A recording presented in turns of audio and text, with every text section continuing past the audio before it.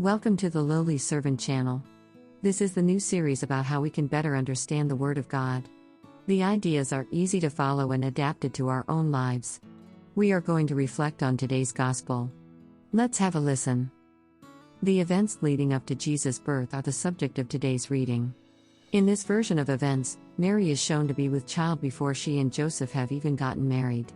Always the moral man that he is, Joseph has decided to secretly divorce Mary. But an angel of the Lord appears to Joseph in a dream and convinces him to marry Mary, explaining that the child she will bear is a gift from God. The angel suggested the name Jesus, which means God saves, for the newborn. The very name Jesus alludes to the fact that he came to rescue his people from their sins. After Joseph marries Mary per the angel's instructions, a child is born. One can learn a few things from this story. In the same way that it reminds us that Jesus was born of a woman like the rest of us, it also emphasizes his divine and human natures. Second, it demonstrates the significance of doing God's will even when it's inconvenient or goes against our personal preferences. Even though it went against his initial thinking about what was best, Joseph had to put his faith in God's plan for his life and the lives of his family.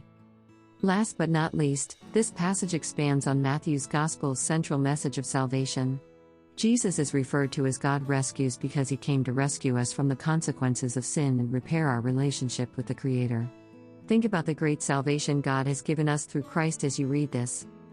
Let us put our faith in God's will for our lives and follow it, no matter how confusing or ambiguous it may seem at the time. And may we never lose sight of the fact that Jesus came to reconcile us to God.